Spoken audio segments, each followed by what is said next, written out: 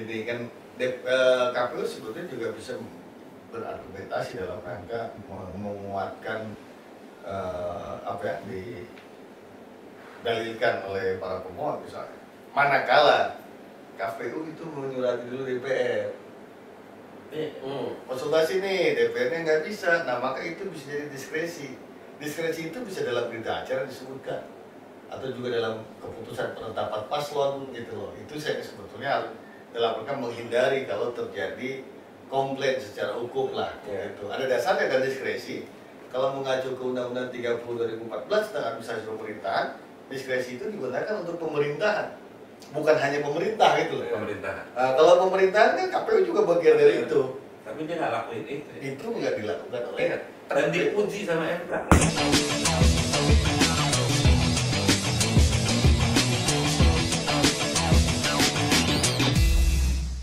Enggak, celak.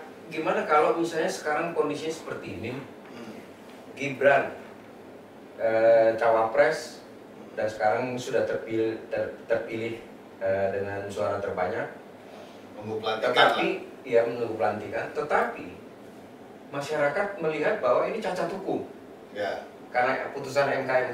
Tuh. Yang kedua, KPU menerima pencalonan Gibran dan itu dianggap juga cacat menurut DKPP.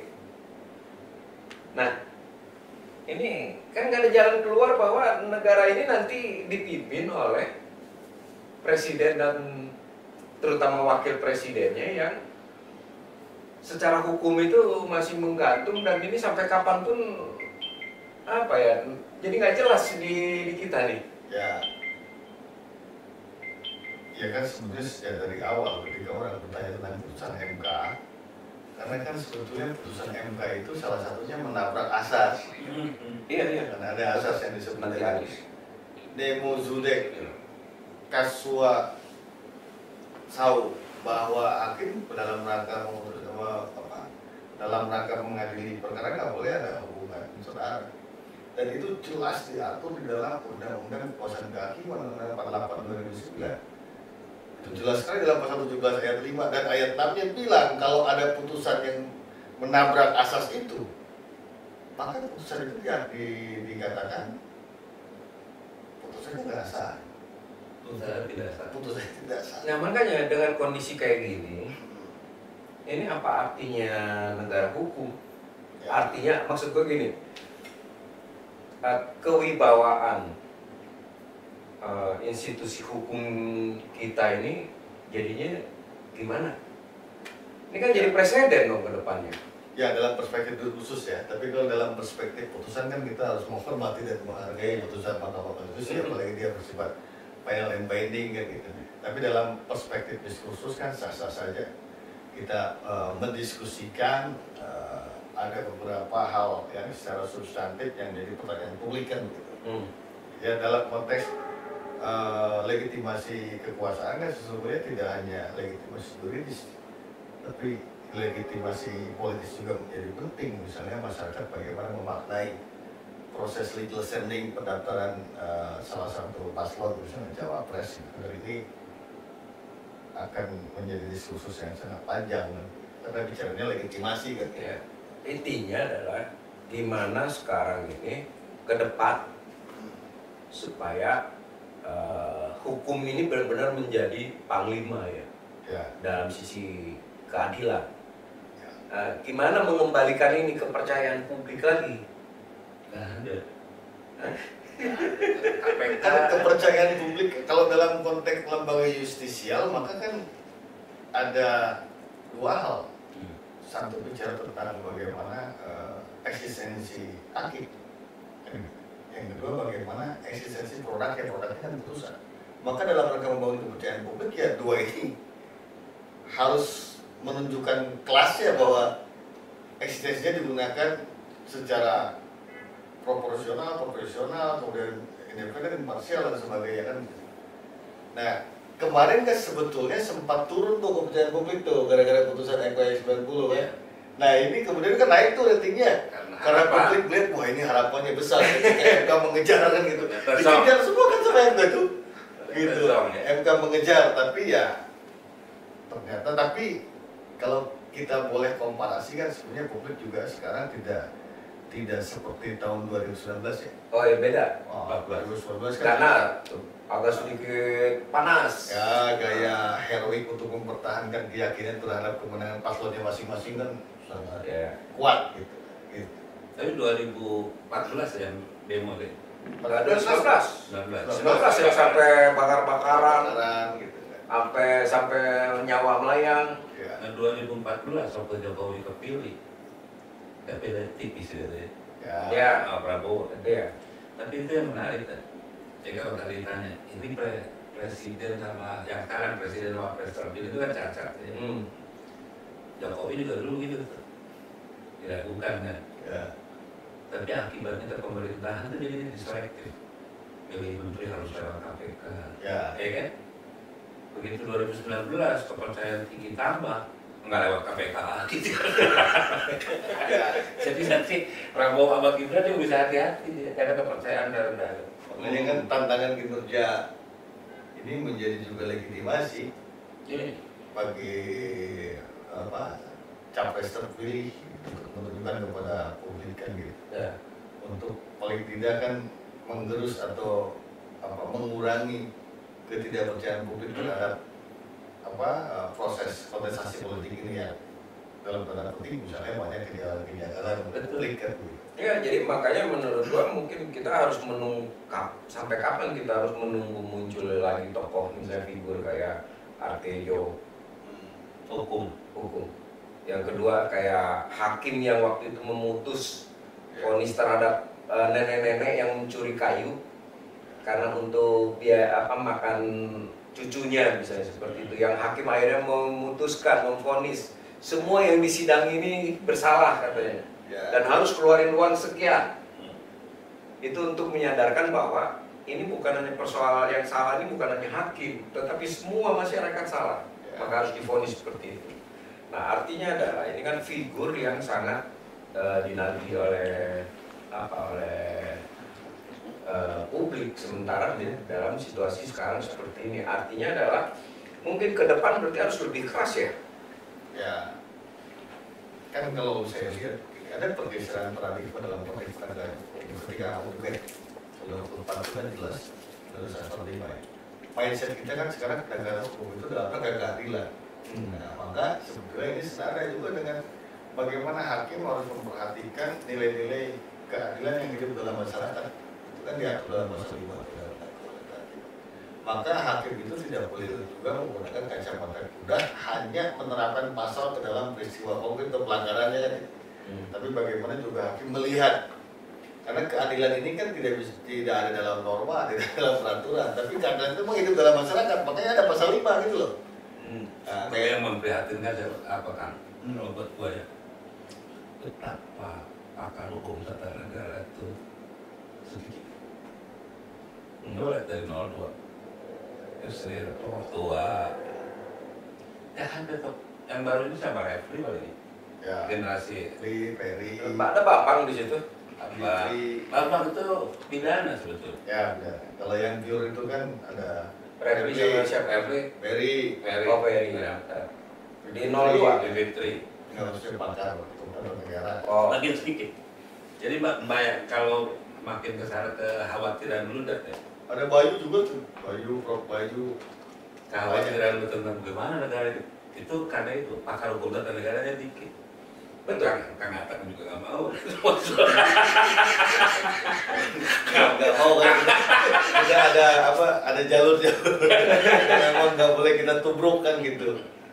Dengan plese kan. Kenapa ya hukum tata negara itu tidak menarik? Hukum tata negara itu sebetulnya kan menarik. Gitu. Bukan maksudnya Apalagi orang minat meminati. Karena duitnya nggak ada atau gimana? Duitnya malah harusnya ada, karena dalam pasca amandemen itu kan membuka ruang hukum tata negara melakukan ekspresi terkait dengan pemaknaan konstitusi ya. Dalam konstitusi kan berarti bicara 3 perspektif kan. Organ of state, organisasi negara, bukan dia atau lembaga negara, itu termasuk juga tentang aspek human right ya, pelindungan terhadap rakyat. Ini kan sebetulnya berkembang nih, dan mestinya itu menjadi magnet bagi banyak tokoh muda lah yang menggandrungi itu kan gitu. Tapi gue balikin lagi nih sedikit. Ini dengan kasus kayak gini nih, diputus seperti ini, menurut lo nasib hak angket kayak apa? Selesai ya. Ya kan saya bisa keliru atau karena memang pemahaman saya terbatas. Kalau putusan Mahkamah Konstitusi mengabulkan, maka itu bisa menjadi salah satu instrumen juga untuk angket. Kalau sebetulnya ada pelanggaran pemilu yang harus segera diselesaikan kan gitu. Kan itu sebetulnya yang pertama tentang legal standing itu kan implikasi dari intervensi kan. Iya. Ya kan? Apalagi dia menabrak asas dan dinormakan juga di Republik ini kan juga asas dinormakan kan gitu. Gitu ya, hubungan keluarga nggak boleh mengadili kan dan sebagainya kan dinormakan juga dalam undang-undang kekuasaan kehakiman kan gitu. Yang kedua terkait dengan gentong babi gitu kan.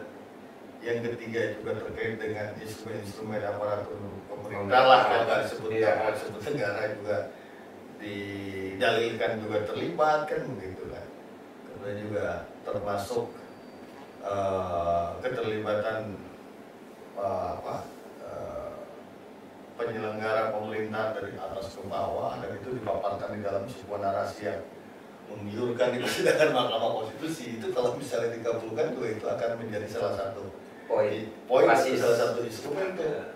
Ini udah diputuskan loh, oh ini terjadi loh, kan begitu. Kalau ini tolak semua berarti angket selesai lah ya? Iya, kalau ditolak semua, ya sebetulnya relevan, tapi mungkin pihak yang menolak angket juga akan menggunakan argumentasi itu bahwa reasoning untuk angket itu sebetulnya apa, dan kalau dianggap ada dugaan-dugaan pelanggaran apa dan sebagainya terkait dengan kontestasi politik, itu MK sudah membuktikan, bahkan MK memuji dalam putusannya penyelenggara pemilu top kan begitu. Iya.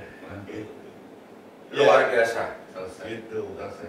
Jadi nggak ada misalnya hal yang bersifat resistensi terhadap publik kan gitu, terhadap masyarakat luas terkait dengan kontestasi politik. Toh semua apa yang diasumsikan kan itu asumsi kan, itu sudah diputus gitu. Jadi kita nunggu nih, berarti bahwa ini sudah final. Tapi coba kita cek. Ya, final lah kalau kita bicara tentang putusan Mahkamah Konstitusi itu kan dia tingkat pertama dan terakhir bersifat final binding, nggak ada lagi organ yang bisa mengoreksi putusan MK ini gitu loh, kecuali mengoreksi hakimnya kan gitu, pakai MK kan. Berarti udah selesai nih ya? Udah selesai, makanya ya karena dia bersifat final binding dan nggak ada upaya lain, ya kita harus menghormati putusan ini. Jadi, tapi yang paling penting kan bagaimana putusan ini juga digunakan dalam rangka penyelenggaraan pemerintahan untuk kepentingan kebangsaan gitu. Itu yang catatan yang paling strategis. Nah, gue pengen tanya lagi nih. Ini dampaknya untuk masyarakat apa sih putusan ini? Kalau lihat auranya sih so-so aja. Kayaknya masyarakat slow-slow juga. Masyarakat slow-slow juga mungkin karena bisa saja ada keyakinan yang terhambat kalau melihat melihat orkestrasi persidangan kan dia yakin tapi terhambat gitu loh. Paham nggak maksudnya? Yeah. Gue yakin nih kalau menyajikan aspek formilnya kan proses persidangan gitu kan, ya imparsial kan, tidak pernah terlihat misalnya majelis itu misalnya tuh hakim konstitusi itu terlihat berpihak kan, enggak tuh. Memberikan porsi yang ya proporsional, ya adil lah kan gitu kan. Menurut lu nih, lu bandingin 2014 kan, kita bandingin 2019. Sudah diputus berdasarkan quick count. Itu ditolak oleh salah satu paslon oleh Prabowo. Setelah itu MK, makin parah itu. Dan terjadi macam-macam chaos. Sempat terjadi rusuh lah ya. Nah, tetapi itu ketika itu tidak ada isu yang mengatakan bahwa kecurangan brutal. Tetapi reaksinya seperti itu. Nah, kita bandingkan sekarang 2024 yang katanya Pilpres kali ini itu sangat brutal dari sisi kecurangan, sangat terang-terangan. Tapi reaksi dari publik kebalikan dari 2019. Ada apa nih? Kalau gua sih ngeliatnya dari para capres, semuanya juga nahan diri. Menurut gua ya, dari unsur capres, Anies, Imin gitu ya, nah kiri.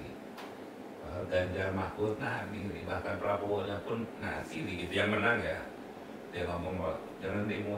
Jadi dari capresnya, dari masyarakat, kalau gua sih ngelihat faktor pertama adalah belum lapar lah masyarakat. Saat ini belum lapar. Kita tuh kan baru udah lapar sudah apa nih kamu? Udah dapat beras,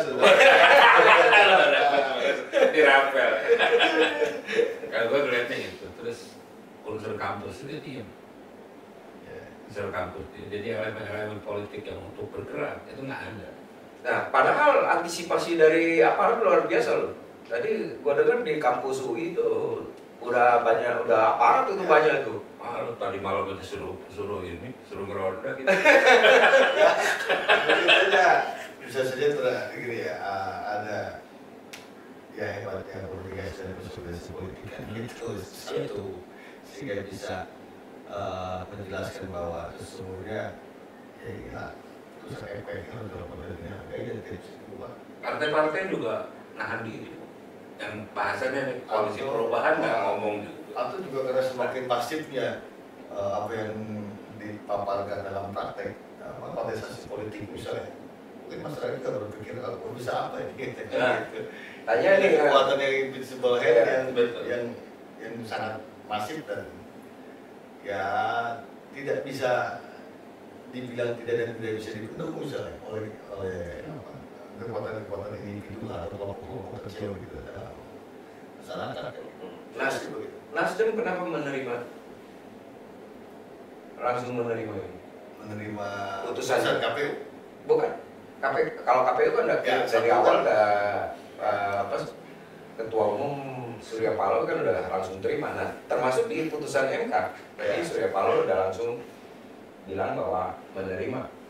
Ya, yang pertama kan Nasdem sangat memahami bahwa putusan MK ini kan tidak ada upaya lain, harus dari final binding. Dan yang kedua memang dalam proses kontestasi politik kan sebetulnya sesuatu kewajaran. Kemenangan dan kekalahan itu kan suatu kewajaran, kita bisa menang, bisa kalah. Ya, termasuk juga dalam proses penyelesaian sengketa PHPU ya di Mahkamah Konstitusi. Dan yang ketiga yang paling penting adalah apa yang harus kita lakukan bersama. Misalnya kalau tadi bagaimana kita membangun kepercayaan publik bahwa ada hal yang penting dan mendasar untuk membangun bangsa ini ke depan. Dan itu dibutuhkan misalnya berbagai macam elemen, tidak hanya partai politik, misalnya juga termasuk civil society dan kemudian masyarakat lainnya dan gitu. Ini yang kita harus dibangun bersama. Ada hal yang cukup penting bagaimana kita misalnya menata ke depan lebih baik kepentingan kebangsaan.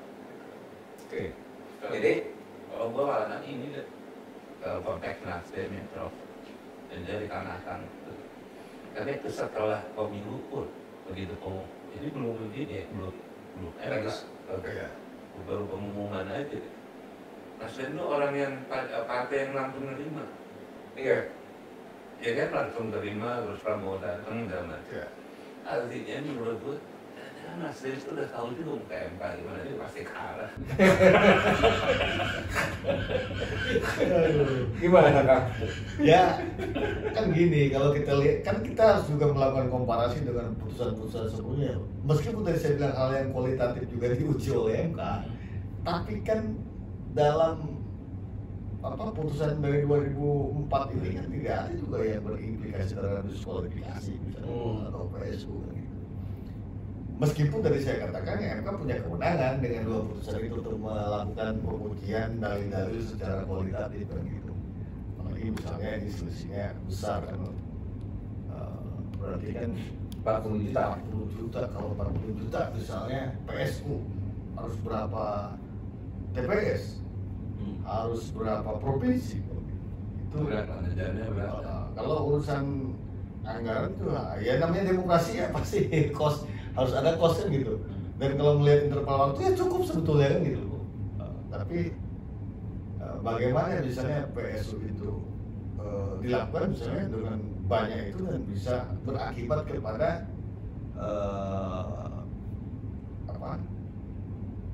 perubahan terhadap hasil perolehan suara. Kalau nggak rubah kan PSU juga ngapain gitu loh. Artinya pemenangnya berubah kan gitu. Misalnya, kalau misalnya PSU tapi hanya ya 10 juta kan juga nggak berimplikasi terhadap perubahan gitu kan. Itu kan MK pasti akan mendasarkan pada itu, PSU itu harus berakibat kepada perubahan suara paslon kan gitu. Kalau enggak kan. Tapi MK gini kalau secara politik ya, menurut gua itu makin besar kepala Jokowi. Kenapa? Loh, Jokowi kan ngomong kalau kita asumsikan benar itu omongannya siapa? Kepala Lemhanas bekas. Oh, ini Andi.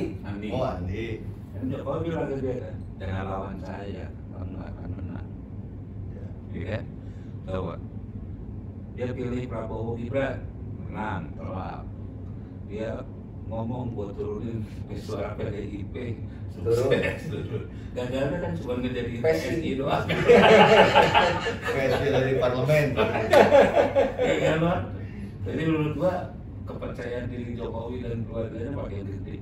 Ya, guys, jadi setelah lu lihat ini, entah yang memilih 01, entah itu yang memilih 02 atau 03, Selesai. ya selesai. Ini seperti kalau misalnya simpelnya nih yang sekarang nih, Indonesia lawan Qatar, kena 2 kartu merah.